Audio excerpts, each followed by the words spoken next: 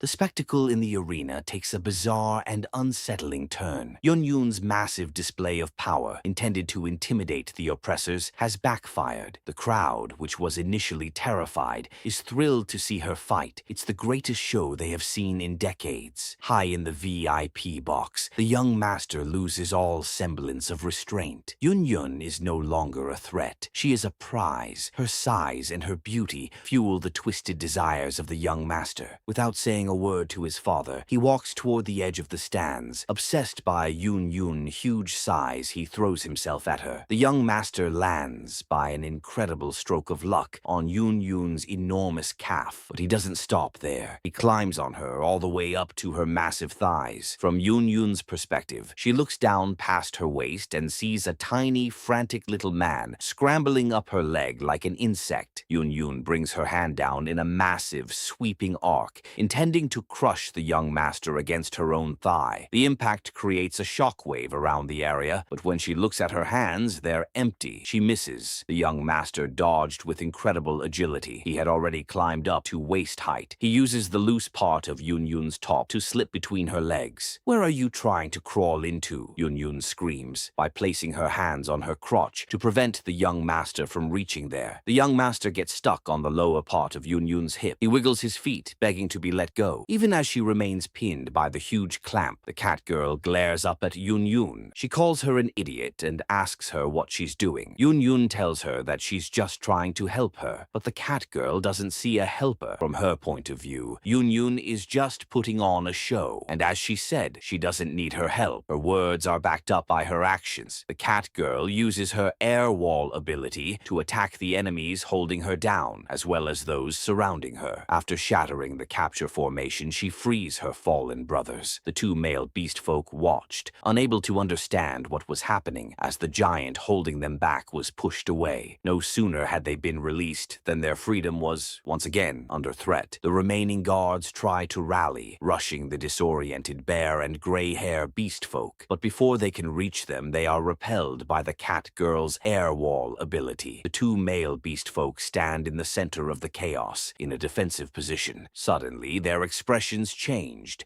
They were completely stunned when they realized that all the guards had been magically pushed away. Yun-Yun is annoyed by the cat girl's attitude. She is irritated by her ingratitude, not to mention the parasitic enemy. But she finally managed to catch the young master. She held him up like a wriggling insect. She didn't put him down gently. She sent him flying back where he came from, screaming through the air. The young master flails through the air, heading straight for the VIP balcony, crying to his father to save him. The young master doesn't crash. It's as if something is holding him up in the air. With a cold, terrifying but calm voice, his father told him not to panic. Once they've been captured, he'll be able to play with them, talking about Yun-Yun and the cat girl. Suddenly, some people approached the young master's father. It's old Xing and his subordinate. They're addressing the man as a general, and they've come to make a report. The general looks at them with a stern, piercing gaze. They're not supposed to be here. They're supposed to be at the mine, guarding it. But old Xing rushes forward and bows before the general, his voice trembling. He begins by apologizing before telling him that the mine has been destroyed. The general's eyes erupt into a violent, glowing red. The air in the balcony crackles with a murderous intent. "What did you say?" the general yelled before calling them useless fools who couldn't even guard a mine. The general shows no mercy. In a flash of red light, old Xing's subordinate's torso and head exploded on the spot. Old Xing witnesses the execution, completely paralyzed, just as the general's fury peaks. At the entrance, the dark archway of the arena entrance frames two silhouettes. As they step into the light, it reveals Su Chen and Duan Ya. The arena seems quite lively, Su Chen noticed. Duan Ye wonders if they aren't arriving a little late. "Hope we didn't miss anything interesting," said Su Chen as he entered the arena. Yun-Yun, still in her towering form, looks down toward the entrance when she notices Su Chen's arrival. In the blink of an eye, Su Chen spots the members of his team. The team is back together, but to the young master, Su Chen is the ultimate insult. While he got thrown out like a worthless insect, he is surrounded by beautiful women, including the toys he desires. His face contorts into a mask of childish, jealous rage. The spoiled young master no longer wants to play. He wants to destroy. Father, I want him dead, he said, pointing at Su Chen. The general acts cautiously and asks his son to calm down. He recognizes the uniform Su Chen is wearing, so he changes his approach and tries to play by the rules. Perfect timing, law enforcement. These people are causing trouble in the arena. Arrest them at once, the general ordered Su Chen. Sorry, law enforcement follows principles, and I don't see anyone causing trouble, Su Chen replied as he walked toward the cat girl. The general's attempt to use the law as a weapon to maintain control failed. Yun takes this opportunity to make it clear to the general which side Su Chen is on. You country bumpkin, trying to have us arrested. Do you even know whose man he is? She said as she brought her foot down to crush the general. Just before impact, a shockwave of jagged energy erupts from the general's body. The general's power is the ultimate checkmate. He doesn't fight abilities. He erases them with a single command. Ability. Suppressor. Level 1. As the shockwave energy washes over Yun, she loses her balance. Her massive form begins to shrink back to its original size. She feels her ability fading away without understanding what is happening to her. Yun isn't the only one. Duan Ya's power is fading as well. Su Chen senses the imminent danger. He wonders if the general can truly neutralize others' abilities, as Su Chen and his team find themselves facing an opponent who seems to have a clear advantage. It is in this atmosphere of uncertainty that the general decided to stand up. His red aura bleeds into the air around him. A mere law enforcement captain, nothing but an ant. And you dare act so arrogantly in front of me, he said as he looked down at Su Chen with absolute murderous disdain. This is the end of this chapter. Thank you for watching. If you liked the video,